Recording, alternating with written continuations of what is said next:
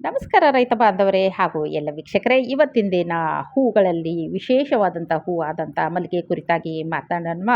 ಮಲ್ಲಿಗೆಯನ್ನು ಜಾಸ್ಮಿನ್ ಅಂತ ಹೇಳ್ತಾರೆ ಇಂಗ್ಲೀಷ್ನಲ್ಲಿ. ಇದೊಂದು ವಾಣಿಜ್ಯ ಹೂವು ಅಂತ ಹೇಳ್ಬೋದು. ಬಹು ಮುಖ್ಯವಾದದ್ದು ಅಂತ ಹೇಳ್ಬೋದು. ಮಲ್ಲಿಗೆಯನ್ನು ಮುಡಿಲಿಕ್ಕೆ ಅಂದರೆ ಮಹಿಳೆಯರು ತಮ್ಮ ತಲೆ ಮೇಲೆ ಮುಡಿಲಿಕ್ಕೆ ಉಪಯೋಗಿಸ್ತಾರೆ, ಪೂಜೆಗೆ ಉಪಯೋಗಿಸ್ತಾರೆ, ಅತಿಥಿ ಸತ್ಕಾರಕ್ಕೆ ಮತ್ತು ಸಭಾಂಗಣಗಳನ್ನು ಅಲಂಕಾರ ಮಾಡಲು ಬಳಸ್ತಾರೆ. ಹೂಗಳನ್ನು ಸುಗಂಧ ತೈಲ ತಯಾರಿಕೆಯಲ್ಲಿ ಕೂಡ ಬಳಸ್ತಾರೆ.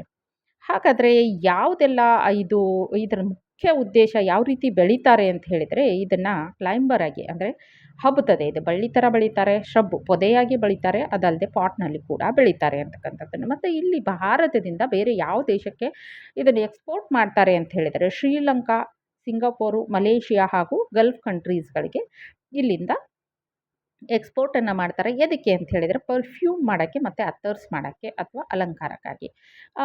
ಏನು ಅಂತ ಹೇಳಿದರೆ, ಈ ಗಲ್ಫ್ ಕಂಟ್ರೀಸಲ್ಲಿ ಅತ್ತರು ಜಾಸ್ಮಿನ್ ಅತ್ತರ್ಗೆ ತುಂಬ ಬೆಲೆ ಇದೆ. ಈ ಹೂವಿನಿಂದ ಒಂದು ಮೇಣ ಬರುತ್ತೆ, ಸುಗಂಧಿತವಾದ ಮೇಣ. ಅದನ್ನು ಇಂಗ್ಲೀಷ್ನಲ್ಲಿ ಕಾಂಕ್ರೀಟ್ ಅಂತ ಹೇಳ್ತಾರೆ. ಆ ಕಾಂಕ್ರೀಟನ್ನು ಬಳಸಿಬಿಟ್ಟು ಅತ್ತಾರುಗಳನ್ನು ಮಾಡಲು ಬಳಸ್ತಾರೆ. ಹಾಗಾಗಿ ಹೈಯೆಸ್ಟ್ ಗಲ್ಫ್ ಕಂಟ್ರೀಸು ಇದನ್ನು ನಮ್ಮ ದೇಶದಿಂದ ಪಡಿತಾ ಇದೆ. ಆದ್ದರಿಂದ ರೈತ ಬಾಂಧವರು ಇದನ್ನು ಹೆಚ್ಚಿನ ಅಂಶದಲ್ಲಿ ಬೆಳೆದು ಬೇರೆ ದೇಶಗಳಿಗೆ ಎಕ್ಸ್ಪೋರ್ಟ್ ಮಾಡೋದ್ರ ಜೊತೆಗೆ ಒಳ್ಳೆಯ ಆದಾಯವನ್ನು ಪಡಿಬೋದು ಅಂತ ಹೇಳ್ತಾ ಮುಂದುವರಿಯೋಣ. ಈಗ ಏನು ಇಂಪಾರ್ಟೆಂಟ್ ಸ್ಪೀಸೀಸ್ ಇದ್ದಾವೆ ಅಂತ ಹೇಳಿದರೆ, ಈ ಮಲ್ಲಿಗೆಯಲ್ಲಿ ಸುಮಾರು 200ಕ್ಕೂ ಹೆಚ್ಚು ಪ್ರಭೇದಗಳಿದ್ದಾವೆ. ಆದರೆ ನಮ್ಮ ದೇಶದಲ್ಲಿ 40 ಪ್ರಭೇದಗಳನ್ನು ಬೆಳೆಯಲಾಗ್ತದೆ. ಮತ್ತು ಮುಖ್ಯವಾದ 4 ಪ್ರಭೇದಗಳು ಅಂತ ಹೇಳಿದರೆ, ಒಂದು ಜಾಸ್ಮಿನ್ ಆರೋಕ್ಯುಲಮ್, ಗ್ರ್ಯಾಂಡಿಫ್ಲೋರಾ, ಸ್ಯಾಂಬ್ಯಾಕು ಮತ್ತು ಮಲ್ಟಿಫ್ಲೋರಮ್ಮು ಅಂತಕ್ಕಂಥದ್ದು 4 ಬೆಳೀತಾರೆ. ಮೊದಲನೇದು ಆರಿಕುಲಮ್. ಆರಿಕುಲಮ್ಗೆ ನಮ್ಮ ಕನ್ನಡದಲ್ಲಿ ವಸಂತ ಮಲ್ಲಿಗೆ ಅಂತ ಹೇಳ್ತಾರೆ. ವಸಂತ ಮಲ್ಲಿಗೆ ಅಥವಾ ಸೂಜಿ ಮಲ್ಲಿಗೆ ಅಂತ. ಏನಿದು ಆರಿಕುಲಟಮ್ ವಿಶೇಷತೆ ಅಂತ ಹೇಳಿದರೆ, ಈ ಆರಿಕುಲಟಮ್ ಏನಿದೆಯೋ ಸೂಜಿ ಆಕಾರದಲ್ಲಿದ್ದರೆ ಎಸಳುಗಳು, ಇದ್ರ ಹೂವಿನ ಎಸಳುಗಳು ತುಂಬ ತೆಳುವಾಗಿರ್ತವೆ. ಈ ಸಸ್ಯ ಬಂದು ಪೊದೆ ರೀತಿಯಲ್ಲಿ ಇರ್ತದೆ ಮತ್ತು ಹೂಗಳು ತುಂಬ ಸುವಾಸನೆಯಿಂದ ಕೂಡಿರ್ತವೆ. ಆಮೇಲೆ ಇದನ್ನು ತಮಿಳುನಾಡು ಅಗ್ರಿಕಲ್ಚರ್ ಯೂನಿವರ್ಸಿಟಿ ಏನಿದೆ, CO1 Mullai, CO1 Mullai, CO2 Mullai ಅಂತಕ್ಕಂಥ ತಳಿಗಳನ್ನು ಬಿಡುಗಡೆ ಮಾಡಿದೆ. ಅದರಲ್ಲಿ ತುಂಬ ವಿಶೇಷವಾದದ್ದು ಅಂತ ಹೇಳಿದರೆ, ನಮ್ಮ ಈ ಸೂಜಿ ಮಲ್ಲಿಗೆದೇ ಒಂದು ವಿಶೇಷವಾದ ತಳಿಯನ್ನು ನಮ್ಮ ಹಡಗಲಿ ಮಲ್ಲಿಗೆ ಅಂದರೆ ಬಳ್ಳಾರಿಯಲ್ಲಿ ಹಡಗಲಿ ಎಂಬ ಜಾಗದಲ್ಲಿ ತುಂಬ ಭೌಗೋಳಿಕವಾಗಿ ಬೆಳೆಯುತ್ತಿತ್ತು. ಆದ್ದರಿಂದ ಅಲ್ಲಿ GI ಟ್ಯಾಗಿಂಗನ್ನು ಕೂಡ ಅಂತಾರಾಷ್ಟ್ರೀಯ ಮಟ್ಟದಲ್ಲಿ ಹಡಗಲಿ ಮಲ್ಲಿಗೆ ಎಂಬ GI ಟ್ಯಾಗನ್ನು ಪಡೆದಿದೆ ಬಳ್ಳಾರಿ ಅಂತಕ್ಕಂಥದ್ದು ವಿಷಯವನ್ನು ತಿಳಿಸ್ಲಿಕ್ಕೆ ನನಗೆ ತುಂಬ ಹೆಮ್ಮೆ ಅನ್ನಿಸ್ತದೆ. ಎರಡನೇದಾಗಿ ಜಾಸ್ಮಿನ್ ಗ್ರ್ಯಾಂಡಿಫ್ಲೋರಮ್ ಅಂತ ಹೇಳ್ತೀವಿ. ಇದನ್ನು ಕನ್ನಡದಲ್ಲಿ ಜಾಜಿ ಮಲ್ಲಿಗೆ ಅಂತ ಹೇಳ್ತೀವಿ. ಜಾಜಿ ಮಲ್ಲಿಗೆ ಸಾಮಾನ್ಯವಾಗಿ ಫ್ರೆಂಚ್ ಜಾಸ್ಮಿನ್ನು ಅಥವಾ ಸ್ಪ್ಯಾನಿಷ್ ಜಾಸ್ಮಿನ್ನು ಅಂತ ಕೂಡ ಹೇಳ್ತಾರೆ. ಯಾಕೆ ಇದನ್ನು ಹೇಳ್ತಾರೆ ಅಂತಂದರೆ, ಇದು ಅತ್ಯಂತ ಸುಗಂಧ ಭರಿತವಾಗಿರ್ತದೆ ಮತ್ತು ಆ ಏರಿಯಾಗಳಲ್ಲಿ ತುಂಬ ಬೇಡಿಕೆ ಇದೆ ಅಂತಕ್ಕಂಥದ್ದು.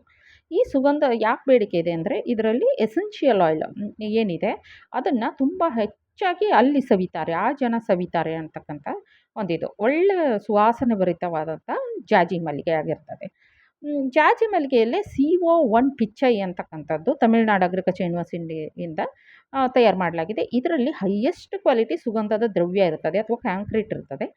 ಇದನ್ನು ಏನು ಅಂತ ಹೇಳಿದರೆ, ಎಸ್ಪೆಷಲಿ ಬೆಳೆಯೋದೇ ಸುಗಂಧ ದ್ರವ್ಯವನ್ನು ತೆಗಿಲಿಕ್ಕೆ ಅಂತಕ್ಕಂಥ ಒಂದು ಮತ್ತು 10 ಟನ್ನಷ್ಟು ಹೂವಿನ ಇಳುವರಿಯನ್ನು ಕೊಡ್ತದೆ. ಇದು ಹೈಯೆಸ್ಟ್ ಇಳುವರಿ ಕೊಡುವಂಥ ಒಂದು ತಳಿ ಅಂತ ಹೇಳಿದರೆ ಅದು ನಮ್ಮ ಜಾಜಿ ಮಲ್ಲಿಗೆ ಅಥವಾ ಜಾಸ್ಮಿನಮ್ ಗ್ರ್ಯಾಂಡಿಫ್ಲೋರಮ್. ಮತ್ತು ಇನ್ನೊಂದು ಸುರಭಿ ಅಂತಕ್ಕಂಥದ್ದು ನಮ್ಮ ಬೆಂಗಳೂರಿಂದ ಡೆವಲಪ್ ಆಗಿರೋದು. ಇದು ಕೂಡ 10 ಟನ್ ಹೂವಿನ ಇಳುವರಿಯನ್ನು ಕೊಡುತ್ತೆ ಒಂದು ಹೆಕ್ಟರ್ಗೆ.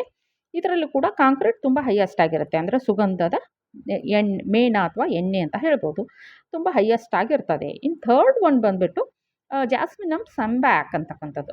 ಇದನ್ನು ಅರೇಬಿಯನ್ ಜಾಸ್ಮಿನ್ ಅಂತ ಹೇಳ್ತಾರೆ ಅಥವಾ ಟಸ್ಕನ್ ಜಾಸ್ಮಿನ್ ಅಂತ ಹೇಳ್ತಾರೆ. ಯಾಕೆ ಅಂತ ಹೇಳಿದರೆ, ಇದು ಸಂಬ್ಯಾಕ್ ಅಂತಕ್ಕಂಥದ್ದು ಒಂದು ಗುಂಡು ಮಲ್ಲಿಗೆ ಇದು, ಅಥವಾ ಇದನ್ನು ಮೈಸೂರು ಮಲ್ಲಿಗೆ ಅಂತಲೂ ಹೇಳ್ಬೋದು ನಾವು ಕನ್ನಡದಲ್ಲಿ. ದುಂಡು ಮಲ್ಲಿಗೆ, ಮೈಸೂರು ಮಲ್ಲಿಗೆ. ಇದರಲ್ಲಿ ಹೆಚ್ಚು ಸುತ್ತುಳ್ಳ ಹೂಗಳಿರ್ತವೆ. ಅಂದರೆ ಹೂವು ಒಂದೇ ಸುತ್ತಾಗಿರಲ್ಲ, ಪದೇ ಪದೇ ಸುತ್ತಾಗಿರುತ್ತೆ. ಆಮೇಲೆ ಇದರಲ್ಲಿ ನಮ್ಮ ಕರ್ನಾಟಕದ್ದು 2 ಇದೆ. ಒಂದು ಉಡುಪಿ ಮಲ್ಲಿಗೆ ಮತ್ತು ಆರಾಧನಾ ಅಂತಕ್ಕಂಥದ್ದು. ಉಡುಪಿ ಮಲ್ಲಿಗೆ ಅಂತಕ್ಕಂಥದ್ದನ್ನು ಕರಾವಳಿ ಪ್ರದೇಶದಲ್ಲಿ ಕೋಸ್ಟಲ್ ಲ್ಯಾಂಡಲ್ಲಿ ಬೆಳೀತಾರೆ. ಸಿಕ್ಕಾಪಟ್ಟೆ ಸುಗಂಧವಾಗಿರ್ತದೆ. ಮಳೆಗಾಲದಲ್ಲಿ ತುಂಬ ಚೆನ್ನಾಗಿ ಹೂ ಬಿಡ್ತದೆ. ಬೇಸಿಗೆಯಲ್ಲೂ ಕೂಡ ತುಂಬ ಚೆನ್ನಾಗಿ ಹೂ ಬಿಡ್ತದೆ. ಆರಾಧನೆ ಏನಿದೆ ಇದು ದುಂಡು ಮಲ್ಲಿಗೆ 7 ಸುತ್ತನ್ನು ಹೊಂದಿರ್ತದೆ. ಅದರಿಂದ ಇದನ್ನು ಏಳ್ಸುತ್ತಿನ ಮಲ್ಲಿಗೆ ಅಂತ ಕೂಡ ಹೇಳ್ತಾರೆ. ಒಳ್ಳೆ ಇಳುವರಿ ಬರ್ತದೆ. ಅದ್ರ ಜೊತೆಗೆ ಇದ್ರ ಮೇಣದ ಅಂಶ ಕೂಡ, ಸುಗಂಧದ ಮೇಣದ ಅಂಶ ಕೂಡ ತುಂಬ ಚೆನ್ನಾಗಿದೆ ಅಂತ ಹೇಳ್ಬೋದು. ಹಾಗಾಗಿ ಇದು ಒಂದು ನಮಗೆ ಒಳ್ಳೆ ಇದು ಅಂತ ಹೇಳ್ಬೋದು. ಇನ್ನೊಂದು ಜಾಸ್ಮಿನಮ್ ಏನು ಅಂತಂದರೆ ಮಲ್ಟಿಫ್ಲೋರಮ್ ಕಾಕಡ ಅಂತ ಹೇಳ್ತಾರೆ. ಕಾಕಡದ ವಿಶೇಷತೆ ಏನು ಹೇಳಿದರೆ ಇದ್ರದ್ದು ಯಾವುದೇ ಪರಿಮಳ ಇರೋದಿಲ್ಲ, ಪರಿಮಳ ರಹಿತವಾಗಿರ್ತದೆ. ಆಮೇಲೆ ಇದು ವರ್ಷವಿಡೀ ಹೂವನ್ನು ಬಿಡುತ್ತದೆ, ಪೊದೆ ಆಕಾರದಲ್ಲಿರ್ತದೆ. ನಮಗಿದು ಹೆಚ್ಚು ಬಾಳಿಕೆ ಬರ್ತದೆ. ಅಂದರೆ ಈ ಎಲ್ಲ ಮಿಕ್ಕಿದ ಹೂಗಳು 3ರಿಂದ 3.5 ದಿನ ಬಂದರೆ ಇದು 1 ವಾರದವರೆಗೂ ಬಾಡದೇ ಇರೋ ರೀತಿಯಲ್ಲಿ ನಾವು ಚೆನ್ನಾಗಿ ಮೇಂಟೈನ್ ಮಾಡಿದರೆ ಬಾಡಲ್ಲ ಅಂತಕ್ಕಂಥದ್ದು. ಆದ್ದರಿಂದ ಎಕ್ಸ್ಪೋರ್ಟ್ ಕ್ವಾಲಿಟಿ ಇರ್ತದೆ. ಜೊತೆಗೆ ಅಂದರೆ ಡೆಕೋರೇಷನ್ ಪರ್ಪಸ್ ಇದನ್ನೇ ಯೂಸ್ ಮಾಡೋದು. ಒಳ್ಳೆ ಏನು ಅಂತ ಹೇಳಿದರೆ ಪ್ಯಾರಿಷ್ ಲೈಫು ತುಂಬ ಸೆಲ್ಫ್ ಲೈಫ್ ತುಂಬ ಚೆನ್ನಾಗಿರ್ತದೆ ಅಂತಕ್ಕಂಥದ್ದು. ಮತ್ತು ಇಡೀ ವರ್ಷ ಬಿಡೋದ್ರಿಂದ ನಮ್ಗೆ ಯಾವಾಗ ಎಲ್ಲ ಹೂವಿನ ಅವಶ್ಯಕತೆ ಇರ್ತದೋ ಇದು ಹೆಲ್ಪ್ ಮಾಡ್ತದೆ ಅಂತಕ್ಕಂಥದ್ದು. ಇದ್ರದ್ದು ಒಂದೇ ಒಂದು ಡೆವಲಪ್ಡ್ ತಳಿ ಹೇಳಬೇಕಂದ್ರೆ ಅರ್ಪಣ ಅಂತದ್ದು. ಈ ಹೂವು ಗುಲಾಬಿ ಕಲರ್ ಆಗಿರುತ್ತೆ. ಮಲ್ಲಿಗೆ ಇದ್ದರೂ ಕೂಡ ಗುಲಾಬಿ ಬಣ್ಣದ್ದಾಗಿರುತ್ತೆ. ಸುವಾಸನೆಯನ್ನು ಕೂಡ ಹೊಂದಿರ್ತದೆ. ಅಂದರೆ ಇಳುವರಿ ಪ್ಲಸ್ ಕಾಕಡ ಸ್ಪೆಷಲ್ ಏನು ವರ್ಷವಿಡೀ ಬೆಳೀತಕ್ಕಂಥದ್ದು ಜೊತೆಗೆ ಒಳ್ಳೆ ಗುಲಾಬಿ ಕಲರ್ ಇದ್ಬಿಟ್ಟು ಮತ್ತು ಸುವಾಸನೆಯನ್ನು ಕೂಡ ಹೊಂದಿರತಕ್ಕಂಥದ್ದೇ ಇದರಲ್ಲಿ ತುಂಬ ವಿಶೇಷವಾದ ಗುಣಧರ್ಮ ಅಂತ ಹೇಳ್ಬೋದು. ಇನ್ನು ಇದರ ಮಣ್ಣಿನ ಬಗ್ಗೆ ಹೇಳೋದಾಯಿತು ಅಂತ ಹೇಳಿದರೆ, ಮಣ್ಣು ಏನಿದೆ ಅಂತ ಹೇಳಿದರೆ ಹವಾಮಾನ ಮತ್ತು ಮಣ್ಣಿನ ಬಗ್ಗೆ ಹೇಳಬೇಕು ಅಂದರೆ ಸ್ವಲ್ಪ ಶುಷ್ಕ ಆರ್ದ್ರತೆಯಿಂದ ಕೂಡಿದ ಹವಾಮಾನ ಒಳ್ಳೆಯದು. ನೀರು ಬಸಿದು ಹೋಗುವಂಥ ಮರಳು ಮಿಶ್ರಿತ ಗೋಡು ಮಣ್ಣು ಒಳ್ಳೆಯದು ಅಂತ ಹೇಳ್ಬೋದು. pH ಒಂದು ಅರೌಂಡ್ 5.5ರಿಂದ 6.5 ಇದ್ದರೆ ಒಳ್ಳೆಯದು ಅಂತ ಹೇಳ್ಬೋದು. ಇನ್ನು ಯಾವಾಗೆಲ್ಲ ಇದನ್ನು ಇದು ಮಾಡಬೇಕು, ನಾಟಿ ಮಾಡಬೇಕು ಅಂತ ಹೇಳಿದರೆ ಜೂನ್ ಜುಲೈ ಒಳ್ಳೆಯದು. ಸೆಪ್ಟೆಂಬರ್ ಅಕ್ಟೋಬರಲ್ಲೂ ಮಾಡ್ಬೋದು. ಆದರೆ ಕರಾವಳಿ ಪ್ರದೇಶಗಳಾಗಿದ್ದರೆ ಸೆಪ್ಟೆಂಬರ್ ನಂತರನೇ ಮಾಡಬೇಕು.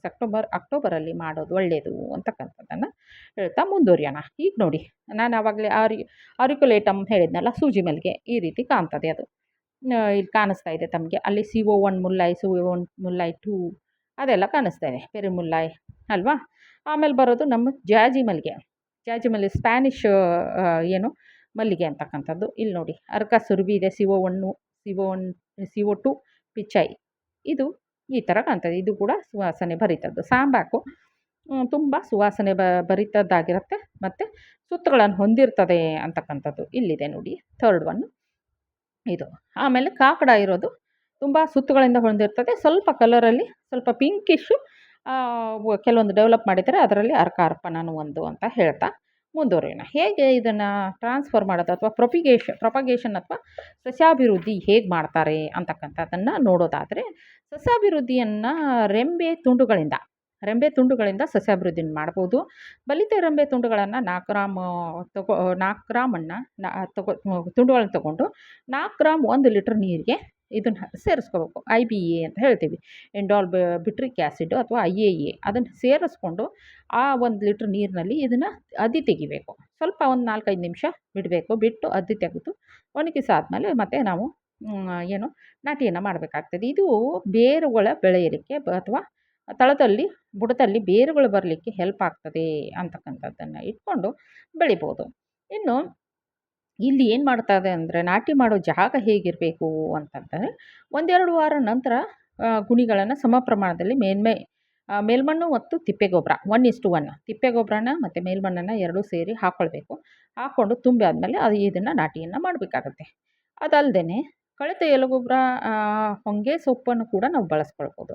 ಗುಣಿಗಳು ತುಂಬಿದ ನಂತರ ಸ್ವಲ್ಪ ನೀರು ಬಿಟ್ಬಿಟ್ಟು 1-2 ವಾರ ಬಿಟ್ಟು, ಅಂದರೆ ಅದು ಸ್ವಲ್ಪ ಕಳೆತು ಟೆಂಪ್ರೇಚರ್ ಕಡಿಮೆ ಆದಮೇಲೆ ನಾವಲ್ಲಿ ನಾಟಿಯನ್ನು ಮಾಡಬೇಕಾಗ್ತದೆ ಅಂತ. ಕೆಲವೊಮ್ಮೆ ಗೆದ್ದಲು ಹುಳುಗಳು ಕಂಡು ಬರ್ತವೆ. ಅಂಥ ಒಂದು ಸಮಯದಲ್ಲಿ ಬೇವಿನ ಬೀಜದ ಪುಡಿಯನ್ನು ಕೂಡ ಅಲ್ಲಿ ಹಾಕ್ಕೊಂಡ್ರೆ ನಮಗೇನಾಗಿರ್ತದೆ ಅಂತ ಹೇಳಿದರೆ ಗೆದ್ದಲು ಕಡಿಮೆ ಆಗ್ತದೆ ಅಂತಕ್ಕಂಥದ್ದು. ಮತ್ತು ತಂಪಾದ ಹೊತ್ತಿನಲ್ಲಿ ನಾವು ನಾಟಿಯನ್ನು ಮಾಡಬೇಕು. ಇಲ್ಲ ಸಾಯಂಕಾಲ, ಇಲ್ಲ ಬೆಳಗ್ಗೆ ಅರ್ಲಿ ಮಾರ್ನಿಂಗಲ್ಲಿ ಪ್ಲ್ಯಾಂಟಿಂಗ್ ಮಾಡಿದರೆ ತುಂಬ ಒಳ್ಳೆಯದು ಅಂತಕ್ಕಂಥದ್ದು. ಆಮೇಲೆ ದಕ್ಷಿಣ ಭಾರತದಲ್ಲಿ ಮಲ್ಲಿಗೆಗೆ 6 ಬಾರಿ ಗೊಬ್ಬರವನ್ನು ಕೊಡ್ತಾರೆ.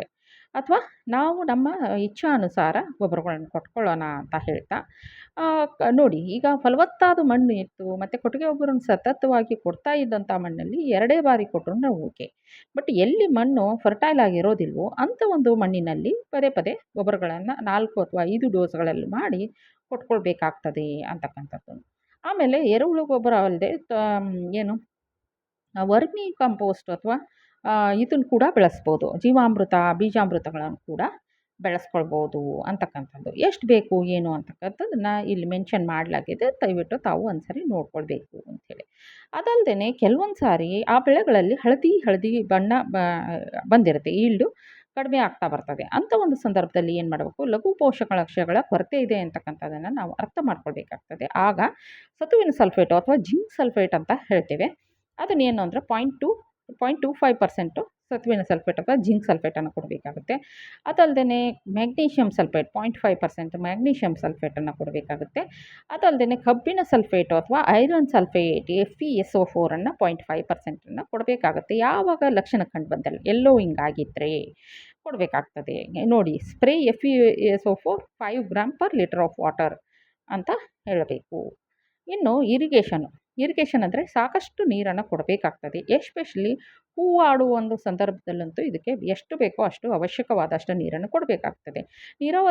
ನೀರಾವರಿ ಕುರಿತಾಗಿ ಮುಖ್ಯವಾಗಿ ಹೇಳಬೇಕು ಅಂತಂದರೆ 4ರಿಂದ 5 ದಿನಗಳಿಗೊಮ್ಮೆ ನೀರು ಕೊಡಬೇಕಾಗುತ್ತೆ. ಹೂ ಬಿಡುವ ಅವಧಿಯಲ್ಲಿ ಸ್ವಲ್ಪ 4 ದಿನಕ್ಕೆ ಕೊಡಬೇಕು ಅಥವಾ ಅದಕ್ಕಿಂತ ಪೂರ್ವವಾಗಿ ಕೊಡಬೇಕಾಗ್ತದೆ. ಆಮೇಲೆ 3 ತಿಂಗಳಿಗೊಮ್ಮೆ ಈ ಮೊದಲನೇ ವರ್ಷದ ನಡುವೆ ಖಾಲಿ ಜಾಗದಲ್ಲಿ 3 ವರ್ಷದವರೆಗೂ ನಾವು ಖಾಲಿ ಜಾಗದಲ್ಲಿ ಅಂತರ್ಬೆಳೆಯನ್ನು ಕೂಡ ಬೆಳೀಬೋದು. ಅಂತರ್ಬೆಳೆ ಯಾವುದು ಅಂದರೆ ಒಂದು ವಾರ್ಷಿಕವಾಗಿ ಬೆಳೆಯತಕ್ಕಂಥ ಯಾವುದೇ ಬೆಳೆಯನ್ನು ಕೂಡ ಬೆಳಿಬೇಕಾಗ್ತದೆ. ಸವರುವಿಕೆ ಅಂತ ಹೇಳ್ತೀವಿ. ಏನಿದು ಸವರುವಿಕೆ ಅಥವಾ ಇದು ಅಂತ ಹೇಳಿದರೆ, ಸವರೋದು ಅಂತ ಹೇಳಿದರೆ ಒಂದು ಏನು ಮಾಡೋದು ಅಂದರೆ ಕುಡಿಗಳನ್ನು ತೆಗಿತೀವಿ. ಯಾಕೆ ತೆಗಿತೀವಿ ಅಂದರೆ ವರ್ಷಕ್ಕೆ 1 ಬಾರಿ ಆದರೂ ಸವರುವಿಕೆ ಅಥವಾ ಕತ್ತರಿಸೋದನ್ನು ಮಾಡಬೇಕಾಗ್ತದೆ. ಇದರಿಂದ ಏನಾಗ್ತದೆ, ಗಿಡ ಪುನಶ್ಚೇತನಗೊಂಡು ಹೆಚ್ಚಿನ ಚಿಗುರನ್ನು ಒಡಿತದೆ. ಅಂದರೆ ಪಡಲು ಒಡೆಯೋದು ಅಂತ ಹೇಳ್ತೇವೆ ನಾವು ಕನ್ನಡದಲ್ಲಿ. ಆ ರೀತಿ ಆಗಬೇಕು ಅಂತ ಹೇಳಿದರೆ ನಾವು ಕುಡಿಗಳನ್ನು ಚೂಟಬೇಕಾಗ್ತದೆ. ಇನ್ನು ಕೆಲವೊಮ್ಮೆ ನಮಗೆ ಹಲವಾರು ಇವು ಬರ್ತವೆ, ಕಳೆಗಳು. ಆ ಕಳೆಗಳ ನಾಶಕ್ಕೆ ಹೆಚ್ಚು ಕಡಿಮೆ ನಾವು ಮ್ಯಾನ್ಯುವಲ್ ಮಾಡಿದರೆ ಒಳ್ಳೆಯದು. ಇಲ್ಲ ಅಂತ ಹೇಳಿದರೆ ನಾವು ಮಲ್ಚಿಂಗ್ ಮಾಡೋದು ಒಳ್ಳೆಯದು. ಮಲ್ಚಿಂಗ್ ಅಂತ ಹೇಳಿದರೆ ಹಸಿರೆಲೆ ಗೊಬ್ಬರದ ಬೆಳೆಗಳನ್ನು ಬೆಳೆದ್ಬಿಟ್ಟು ಅಲ್ಲೇ ನಾವು ಹಾಕ್ಕೋಬೋದು. ಇಲ್ಲ ಅಂತ ಹೇಳಿದರೆ ಬೇರೆ ಯಾವುದೇ ರೀತಿಯ ಮಲ್ಚಿಂಗ್ ಬಗ್ಗೆ ಒಂದು ವಿಡಿಯೋ ಮಾಡಲಾಗಿದೆ, ತಾವು ನೋಡ್ಕೊಳ್ಬೋದು. ಯಾವುದೆಲ್ಲ ಗೊಬ್ಬರದಿಂದ ಮಾಡ್ಬೋದು, ಹಸಿರೆಲೆಗಳ ಕಡೆಯಿಂದ ಮಾಡ್ಬೋದು, ಒಣಗಿದ ಎಲೆಗಳ ಕಡೆಯಿಂದ ಮಾಡ್ಬೋದು, ಅಥವಾ ಪಾಲಿಥೀನಿಂದಾದರೂ ಮಾಡ್ಬೋದು. ಆದರೆ ಮಲ್ಚಿಂಗ್ ಮಾಡೋದು ತುಂಬ ಒಳ್ಳೆಯದು. ಕೆಮಿಕಲಿಂದ ಮಲ್ಚಿಂಗ್ ಮಾಡಿದರೆ ವಾಸನೆ ಸ್ವಲ್ಪ ಕಡಿಮೆ ಆಗ್ತದೆ ಅಂತಕ್ಕಂಥದ್ದಿದೆ. ಅದಕ್ಕೆ ನೋಡಿಕೊಂಡು ಮಲ್ಚಿಂಗನ್ನು ಮಾಡಬೇಕಾಗ್ತದೆ. ಇನ್ನು ಸೌರವುದು ಮತ್ತು ಮಲ್ಚಿಂಗಿಗೆ ಸೂಕ್ತ ಸಮಯ ಅಂತ ಹೇಳಿದರೆ ಒಂದು ಮಾರ್ಚ್ ತಿಂಗಳು ಅಥವಾ ಡಿಸೆಂಬರಿಂದ ಜನವರಿವರೆಗೂ ಮಲ್ಚಿಂಗು ಅಥವಾ ನಮ್ಮ ಇದನ್ನು ಸವರುವಿಕೆಯನ್ನು ಮಾಡೋದು ಒಳ್ಳೆಯದು ಅಂತ ಹೇಳೋಣ. ಇನ್ನು ಹಾರ್ವೆಸ್ಟಿಂಗ್, ಕೊಯ್ಲು ಅಥವಾ ಇಳುವರಿ ಬಗ್ಗೆ ಹೇಳೋದಾದರೆ, ನಾಟಿ ಮಾಡಿದ ನಂತರ ಗಿಡಗಳಲ್ಲಿ ಬರೋ ಮೊಗ್ಗುಗಳನ್ನು ಆಗಾಗ ತೆಗೆದು ಒಂದು 6 ತಿಂಗಳವರೆಗೆ ಗಿಡದ ಸಂಪೂರ್ಣ ಬೆಳವಣಿಗೆಗೆ ಬೆಲೆ ಕೊಡಬೇಕು. ಅಂದರೆ ಹೂಗಳನ್ನು ತೆಗೆದು ಚೂಟೋದು ಅಥವಾ ತೆಗೆಯೋದ್ರಿಂದ ಏನಾಗುತ್ತೆ, ಮೊಗ್ಗುಗಳನ್ನು ಚೂಟೋದ್ರಿಂದ ಏನಾಗುತ್ತೆ, ಎಲೆಗಳು ಜಾಸ್ತಿ ಬರ್ತವೆ. ಎಲೆಗಳು ಜಾಸ್ತಿ ಬರ್ತಾ ಸ್ಪ್ರೆಡ್ ಆಗ್ತದೆ. ಹಾಗೆ ಮಾಡಿದಾಗ ಒಂದು 3 ವರ್ಷಕ್ಕೆ ಅದು ಪ್ರೌಢಾವಸ್ಥೆಗೆ ಅಥವಾ ಸರಿಯಾದ ಇಳುವರಿಯನ್ನು ಕೊಡುವ ಶಕ್ಯತೆಯನ್ನು ಪಡ್ಕೊಳ್ಳುತ್ತದೆ. ಅಂಥ ಒಂದು ಸಂದರ್ಭದಲ್ಲಿ ಹೆಕ್ಟರಿಗೆ 8ರಿಂದ 10 ಟನ್ ಇಳುವರಿ ಕೊಡೋ ಒಂದು ಪ್ರವೃತ್ತಿಯನ್ನು ಬೆಳೆಸ್ಕೊಳ್ತದೆ ಗಿಡಗಳು ಅಂತಕ್ಕಂಥದ್ದು. ಇನ್ನು ಆ ಬೆಳೆಗಳು ಒಂದು 12 ವರ್ಷದಿಂದ 15 ವರ್ಷಗಳು ಆರಾಮಾಗಿ ಒಂದ್ಸರಿ ನಾಟಿ ಮಾಡಿದ್ದು ಬರ್ತಾ ಹೋಗ್ತದೆ. ಆದ್ದರಿಂದ 15 ವರ್ಷದ ನಂತರ ಈಲ್ಡಿಂಗು ಕಡಿಮೆ ಆಗ್ತಾ ಬರ್ತದೆ. ಆದ್ದರಿಂದ ನಾವು ಅದನ್ನೇನು ಮಾಡಬೇಕು, ಆಗ ಏನಾದರೂ ಪ್ಲ್ಯಾನ್ ಇದ್ದರೆ ತೆಕ್ಕೊಳ್ಬೋದು. ಇಲ್ಲದಿದ್ದರೆ ನಾವು ಮತ್ತೆ ಸವರ್ಕೊಂಡು ಚೆನ್ನಾಗಿ ಇದು ಮಾಡ್ಕೊಳ್ಬೋದು ಅಂತಕ್ಕಂಥದ್ದು. ಮಾಲೆ ಮತ್ತು ಹಾರ ಮಾಡಬೇಕು ಅಂತ ಹೇಳಿದರೆ ಅರಳದೇ ಇರೋ ಮೊಗ್ಗನ್ನು ತೆಕ್ಕೊಳ್ಬೇಕಾಗ್ತದೆ. ಇಲ್ಲ ನಾವು ಸುಗಂಧ ದ್ರವ್ಯಗಳನ್ನು ತೆಗಿಬೇಕು, ಅದಕ್ಕಾಗಿ ನಾವು ಹಾರ್ವೆಸ್ಟ್ ಮಾಡ್ತಾಯಿದ್ದೀವಿ, ಹೂವಿನ ಕುಯ್ಲನ್ನು ಮಾಡ್ತಾಯಿದ್ದೀವಿ ಅಂತ ಹೇಳಿದರೆ ಆದಷ್ಟು ಅರಳಿದ ಹೂಗಳನ್ನು ಪೂರಾ ಫ್ರೆಶ್ಶಾಗಿ ಅರಳಿದ ಹೂಗಳನ್ನು ತಗೊಳ್ಬೇಕು. ಆವಾಗ ಸುಗಂಧ ಜಾಸ್ತಿ ಇರ್ತದೆ ಅಂತಕ್ಕಂಥದ್ದು. ತೆಕ್ಕೊಂಡು ಇದು ಮಾಡಬೇಕಾಗುತ್ತೆ. ಇನ್ನು ಕುಯ್ಲು ಮಾಡಿದ ತಕ್ಷಣವೇ ಒದ್ದೆ ಅಥವಾ ಹಸೆ ಮಾಡಿದ ಚೀಲಗಳಲ್ಲಿ ಇಟ್ಕೊಳ್ಬೇಕಾಗ್ತದೆ ಅಂತಕ್ಕಂಥದ್ದು ತುಂಬ ಅವಶ್ಯಕತೆ ಆಗಿರ್ತದೆ. ಆಮೇಲೆ ಯಾವಾಗ ಕುಯ್ಲು ಮಾಡಬೇಕು ಅಂತ ಹೇಳಿದರೆ, ಈ ತಂಪಾದ ವಾತಾವರಣದಲ್ಲಿ, ಅಂದರೆ ಸಂಜೆನೋ ಅಥವಾ ಅರ್ಲಿ ಮಾರ್ನಿಂಗ್ ಬೆಳಗ್ಗೆನೋ ಕುಯ್ಲನ್ನು ಮಾಡಬೇಕಾಗ್ತದೆ. ಹಿಂದಿನ ದಿನ ಸಂಜೆ ಮಾಡಿಬಿಟ್ಟು ಪ್ಯಾಕ್ ಮಾಡ್ಬೋದು, ಇಲ್ಲ ಬೆಳಗ್ಗೆ ದಿನ ಮಾಡ್ಬೋದು. ಹೂಗಳ ಸಾಗಾಣಿಕೆ ಹೇಗೆ ಮಾಡ್ಬೋದು ಅಂತ ಹೇಳಿದರೆ, ಮೊಗ್ಗುಗಳನ್ನ ಮುಂಜಾನೆ ಅಥವಾ ಸಾಯಂಕಾಲ ಮಾಡಬೇಕು ಅಂತ ಹೇಳಿದೆ. ಮಾಡಿದ ತಕ್ಷಣವೇ ಒಂದು 50 ml ಬೋರಿಕ್ ಆ್ಯಸಿಡ್ನಲ್ಲಿ ಅದನ್ನು ಅದಿಡಬೇಕಾಗ್ತದೆ. ಅದ್ಬಿಟ್ಟು ತೆಗೆದು ಆಮೇಲೆ ಏನು ಮಾಡಬೇಕು, ಸಿಲಿಕಾ ಜೆಲ್ ಒಂದು 5 ಗ್ರಾಮ್ ಸಿಲಿಕಾ ಜೆಲ್ ಪೊಟ್ಟಣದಲ್ಲಿ ಒಂದು 60 ಮೈಕ್ರಾನ್ ಮೈಕ್ರಾನ್ ದಪ್ಪನೆ ನ್ಯಾನೋ ಸಿಲ್ವರ್ ಬಯೋಡಿಗ್ರೇಡಬಲ್ ಚೀಲಗಳು ಬರ್ತವೆ. ಅದರಲ್ಲೇ ಇದನ್ನು ಶೇಖರಣೆ ಮಾಡಬೇಕಾಗುತ್ತೆ, ಪ್ಯಾಕಿಂಗ್ ಮಾಡಬೇಕಾಗುತ್ತೆ. ಅದ್ರ ಮೇಲೆ ಅಲ್ಯೂಮಿನಿಯಂ ಫಾಯಿಲ್ಗಳನ್ನು ಹಾಕ್ಕೊಂಡು ದಪ್ಪನೆ ಥರ್ಮಾಕೋಲ್ ಪೆಟ್ಟಿಗೆಯಲ್ಲಿ ಒಳಗಡೆ ಇದನ್ನು ಇಟ್ಕೊಂಡು ಇದನ್ನು ಎಲ್ಲಾದರೂ ಟ್ರಾನ್ಸ್ಫರ್ ಮಾಡೋಕ್ಕೆ ಸೂಕ್ತ. ಹೀಗೆ ನಾವು ನೀಟಾಗಿ ಮಾಡಿಕೊಂಡ್ರೆ ಎಂಥ ಹೂಗಳಾದರೂ 36ರಿಂದ 40-45 ಗಂಟೆವರೆಗೂ ಬರ್ತವೆ. ಕಾಕಡ ಮಲ್ಲಿಗೆ ಆಗಿಬಿಟ್ರಂತೂ 15 ದಿನದೊಳಗೂ ಬರ್ತದೆ. ಆದರೆ ನಾವು ಮ್ಯಾನೇಜ್ ಮಾಡೋದು ತುಂಬ ಒಳ್ಳೆಯದು. ಅಂದರೆ ತಳದಲ್ಲಿ ದಪ್ಪನೆಯ ಒಂದು ಏನು ಅಂತ ಹೇಳಿದರೆ ಐಸ್ ಪ್ಯಾಡ್ಗಳನ್ನು ಹಾಕ್ಕೋಬೇಕು. ಥರ್ಮಾಕೋಲು ಅಂದರೆ ಅಲ್ಲಿರತಕ್ಕಂಥ ತಂಪು ಹೊರಗಡೆ ಹೋಗದೇ ಇರೋ ಥರ್ಮಾಕೋಲನ್ನು ಬಳಸಬೇಕಾಗುತ್ತೆ. ಬಯೋಡಿಗ್ರೇಡಬಲ್ ಚೀಲಗಳನ್ನು ಬಳಸಬೇಕಾಗ್ತದೆ. ಸಿಲಿಕಾನ್ ದಲ್ಲಿ ಪ್ಯಾಕ್ ಮಾಡಬೇಕಾಗ್ತದೆ. ಇದು ಎಲ್ಲದ್ರ ಬಗ್ಗೆ ಹೆಚ್ಚಿನ ಮಾಹಿತಿ ಬೇಕು ಅಂತ ಹೇಳಿದರೆ ಯಾವ ರೀತಿ ಪ್ಯಾಕ್ ಮಾಡಬೇಕು, ಯಾವ ರೀತಿ ಟ್ರಾನ್ಸ್ಪೋರ್ಟ್ ಮಾಡಬೇಕು, ಯಾವ್ಯಾವ ಕಂಟ್ರಿಗಳು ಖರೀದಿ ಮಾಡ್ತವೆ ಎಲ್ಲವನ್ನು ಸೂಕ್ತವಾಗಿ ತಮಗೆ ತಿಳಿಸ್ಕೊಡ್ಲಾಗ್ತದೆ. ನಮಗೆ ಕಮೆಂಟಲ್ಲಿ ಇದ್ರ ಬಗ್ಗೆ ಕುರಿತಾಗಿ ಚರ್ಚೆ ಮಾಡಿದಾಗ ಅಂತಕ್ಕಂತ ಹೇಳ್ತಾ, ಈಗ ಇಳುವರಿದು ಯಾವಾಗೆಲ್ಲ ಬರುತ್ತೆ ಅಂದರೆ ಕಾಕಡ ವರ್ಷಾದ್ಯಂತ ನೀವು ವರ್ಷದ 12 ತಿಂಗಳಲ್ಲಿ ಬರುತ್ತೆ. ದುಂಡು ಮಲ್ಲಿಗೆ ಆದರೆ ಮಾರ್ಚ್ ಆಗಸ್ಟಲ್ಲಿ ಬರುತ್ತೆ. ಮತ್ತು ಇನ್ನು ವಸಂತ ಮಲ್ಲಿಗೆ ಅಥವಾ ಸೂಜಿ ಮಲ್ಲಿಗೆ ಆದರೆ ಜೂನ್ ಅಕ್ಟೋಬರಲ್ಲಿ ಬರುತ್ತೆ. ಜಾಜಿ ಮಲ್ಲಿಗೆ ಆದರೆ ಸ್ಪ್ಯಾನಿಷ್ ಮಲ್ಲಿಗೆ ಅಂತ ಹೇಳ್ತೀವಿ, ಅದು ಜೂನ್ ಸೆಪ್ಟೆಂಬರಲ್ಲಿ ಬರುತ್ತದೆ ಅಂತಕ್ಕಂಥದ್ದನ್ನು ಹೇಳಿದ್ರು. ಇನ್ನು ಸುಗಂಧ ದ್ರವ್ಯ ತಯಾರಿಕೆಗೆ ಏನೆಲ್ಲ ಮಾಡಬೇಕು ಅಂತ ಹೇಳಿದರೆ, ಸುಗಂಧ ದ್ರವ್ಯ ತಯಾರಿಕೆಯಲ್ಲಿ ಒಂದು ಶೇಕಡ 0.25ದಿಂದ 0.45ವರೆಗೂ ಪ್ರತಿ ಸುಗಂಧ ಒಂದು ಹೂವಿನಲ್ಲಿ ಬರ್ತದೆ. ಅಥವಾ 1 ಹೆಕ್ಟರ್ಗೆ ಒಂದು 22 ಗ್ರಾಮಷ್ಟು ಕಾಂಕ್ರೀಟ್ ಬರ್ತದೆ. ಅಂದರೆ ಮೇಣದಂಥ ಸುಗಂಧಯುಕ್ತವಾದ ವಸ್ತು ಅದು. ಅದಕ್ಕೆ ನಾವು ಕಾಂಕ್ರೀಟ್ ಅಂತ ಹೇಳ್ತೀವಿ. ಅದು ಬರ್ತದೆ. ನಾವು ಅದನ್ನೇ ಟ್ರಾನ್ಸ್ಫರ್ ಮಾಡ್ಬೋದು. ಇಲ್ಲದಿದ್ದರೆ ಹೂಗಳನ್ನೇ ರಫ್ತು ಮಾಡಿಬಿಟ್ಟು ಅಲ್ಲಿ ಅವರು ಡಿಸ್ಟಿಲೇಷನ್ ಮಾಡಿಬಿಟ್ಟು ಸುಗಂಧ ದ್ರವ್ಯವನ್ನು ತಗೊಳ್ಬೋದು. ಅತ್ತಾರು ಮಾಡಲಿಕ್ಕೆ ಅನುಕೂಲ ಆಗ್ತದೆ ಅಂತಕ್ಕಂಥದ್ದನ್ನು ಹೇಳ್ತಾ, ಈಗ ಪ್ಲ್ಯಾಂಟ್ ಪ್ರೊಟೆಕ್ಷನ್ ಅಂದರೆ ಯಾವೆಲ್ಲ ರೋಗಗಳು, ಯಾವೆಲ್ಲ ಕೀಟಗಳು ಬರ್ತವೆ, ಅದನ್ನು ಯಾವ ರೀತಿ ಕಂಟ್ರೋಲ್ ಮಾಡೋದು ಅಂತಕ್ಕಂಥದ್ದು. ಫಸ್ಟ್ ಒಂದು ಬಂದು ಕೀಟಗಳ ಬಗ್ಗೆ ಮಾತನಾಡಿದ್ರೆ ಬಡ್ ವಾರ್ಮ್ ಅಂತ ಬರುತ್ತೆ, ರೆಡ್ ಸ್ಪೈಡರ್ ಮೈಟ್ ಅಂತ ಬರುತ್ತೆ, ಬ್ಲಾಸಮ್ ಮಿಡ್ಜ್ ಅಂತ ಬರುತ್ತೆ. ನಾವು ಈಗ ಅಥವಾ ಅದನ್ನು ಮಲ್ಲಿಗೆ ತಿಗಣೆ, ನುಷಿ, ಕೆಂಪು ಶಲ್ಕ ಕೀಟ, ಹಿಟ್ಟು ತಿಗಣೆ, ಬಿಳಿ ನೊಣ, ಎಲೆ ತಿನ್ನುವ ಕೀಟ, ಮತ್ತು ಮೊಗ್ಗು ಮತ್ತು ಕುಡಿಗಳನ್ನು ಕೊರಕಗಳು ಅಂತ ಹೇಳಿ ಇವನ್ನ ಏನು ಮಾಡಬೇಕು ಅಂತ ಹೇಳಿದರೆ, ಎಲ್ಲ ಹೆಚ್ಚು ಕಡಿಮೆ ನಾವು ಬ್ರಹ್ಮಾಸ್ತ್ರ ಮತ್ತು ನೀಮಾಸ್ತ್ರಗಳನ್ನು ಆರ್ಗ್ಯಾನಿಕ್ ಆಗಿ ಬಳಸ್ಬಿಟ್ಟು ನಾವು ಕಂಟ್ರೋಲನ್ನು ಮಾಡ್ಬೋದು. ಅದಲ್ಲದೆ ಇಲ್ಲ ನಾವು ಕೆಮಿಕಲಲ್ಲೇ ಮಾಡಬೇಕಾಗಿದೆ ಅಂತ ಹೇಳಿದ್ರೆ ಥಯೋಮಿಥಾಕ್ಸಾಮ್ ಇದೆ, ಅಸಿಫೇಟ್ ಇದೆ, ಆಮೇಲೆ ಕ್ಲೋರೋಫೈರಿಫಾಸ್ ಇದೆ. ಆಮೇಲೆ ಇಂಥವುಗಳನ್ನು ನಾವೇನು ಮಾಡಬೇಕು ಅಂತ ಹೇಳಿದರೆ ಸ್ಪ್ರೇಗಳನ್ನು ತೆಕ್ಕೊಂಡು ನಾವು ಕಂಟ್ರೋಲನ್ನು ಮಾಡಬೇಕಾಗ್ತದೆ. ಇದಲ್ಲದೆ ರೋಗಗಳು, ಲೀಫ್ ಬ್ಲೈಟ್ ಬರುತ್ತೆ, ವಿಲ್ಟ್ ಬರುತ್ತೆ, ನೆಮೆಟೋಡ್ಸ್ ಅಂದರೆ ಇವು ಏನು ಅಂತ ಹೇಳಿದರೆ ಇವು ಒಂದು ಕೀಡಿನೂ ಅಲ್ಲ, ಮಣ್ಣಲ್ಲಿ ಸೇರ್ಕೊಂಡಿರ್ತಕ್ಕಂಥ ಸೂಕ್ಷ್ಮಜೀವಿ ನೆಮೆಟೋಡ್ಸ್ ಅಂತ ಹೇಳ್ತೀವಿ. ಅದು ಕೂಡ ಬರೋ ಚಾನ್ಸಸ್ ಇದೆ. ರೂಟ್ ರಾಟ್ ಕೂಡ ಬರೋ ಚಾನ್ಸಸ್ ಇದೆ. ಸೊರಗು ರೋಗ, ಎಲೆ ಚುಕ್ಕಿ ರೋಗ, ತುಕ್ಕು ರೋಗ, ಬೂದಿ ರೋಗ, ಬೇರುಗಂಟು ರೋಗಕ್ಕೆ ನಿಮಟೋಡ್ ಬಂದು ಅಲ್ಲಿ ಹಳದಿ ಬಣ್ಣಕ್ಕೆ ತಿರುಗ್ತವೆ, ಅಲ್ಲಿ ಗಂಟುಗಳನ್ನು ಮಾಡಿರ್ತದೆ. ಇಂಥದ್ದು ಆಗಬಾರ್ದು ಅಂತ ಹೇಳಿದರೆ ಹಲವಾರು ರೈತನ ಮಿತ್ರ ಕೀಟಗಳಿದ್ದಾವೆ, ಅದನ್ನು ಕೂಡ ಬಳಸ್ಕೋಬೋದು. ಅದರ ಜೊತೆಗೆ ನಮ್ಮ ಪಂಚಗವ್ಯ, ನೀಮಾಸ್ತ್ರ, ಆಮೇಲೆ ಬೀಜಾಮೃತ, ಜೀವಾಮೃತ, ಹುಳಿ ಮಜ್ಜಿಗೆ ಸ್ಪ್ರೇ ಅವನ್ನೆಲ್ಲ ತೆಕ್ಕೊಳ್ಬೋದು. ಅದು ಬೇಡ ನಾವು ಕೆಮಿಕಲನ್ನೇ ಸ್ಪ್ರೇ ಮಾಡ್ತೀವಿ, ನಮಗದು ಬೇಗ ರಿಸಲ್ಟ್ ಬೇಕಂದರೆ ಕಾಪರ್ ಆಕ್ಸಿ ಕ್ಲೋರೈಡನ್ನು ಸ್ಪ್ರೇ ಮಾಡ್ಕೊಬೋದು. ಅಥವಾ ಕಾರ್ಬನ್ ಡೈಸಿಮನ್ನು ಶಿಲೀಂಧ್ರನಾಶಕವಾಗಿ ಕಾರ್ಬನ್ ಡೈಸಿಮನ್ನು ಕೂಡ ಸ್ಪ್ರೇ ಮಾಡ್ಕೊಳ್ಬೋದು ಅಂತ ಹೇಳ್ತಾ ಇವತ್ತಿನ ಮಾತನ್ನು ಮುಗಿಸೋಣ. ಈಗ ಇವತ್ತಿನ ಟ್ಯಾಗ್ಲೈನ್ ಬಂದ್ಬಿಟ್ಟು ಯಾವುದು ಅಂತ ಹೇಳಿದರೆ, ಬದುಕುವ ಆಸೆ ಇದ್ದರೆ ನಿನ್ನ ಶತ್ರುಗಳ ಕಣ್ಣೆದುರಲ್ಲೇ ಬದುಕುವ ಆಸೆ ಇದ್ದರೆ ನಿನ್ನ ಶತ್ರುಗಳ ಕಣ್ಣೆದುರಲ್ಲೇ ಬದುಕು. ಅವರು ನಿನ್ನ ಎದುರಿಗೆ ಸುಳಿದಾಡ್ದಾಗೆಲ್ಲ ನಿನ್ನ ಬದುಕುವ ಛಲ ಎಚ್ಚೆತ್ತುಕೊಳ್ತದೆ ಅಂತ ಹೇಳ್ತಾ, ಎಲ್ಲರೂ ಖುಷಿಯಾಗಿರಿ, ನಗ್ನಗ್ತಾ ಇರಿ, ಲೈಫನ್ನು ತುಂಬ ಪಾಸಿಟಿವ್ ಆಗಿ ಧನಾತ್ಮಕವಾಗಿ ತೆಕ್ಕೊಳ್ಳಿ ಅಂತ ಹೇಳ್ತಾ, ಸರ್ವೇ ಜನ ಸುಖಿನೋ ಭವಂತು.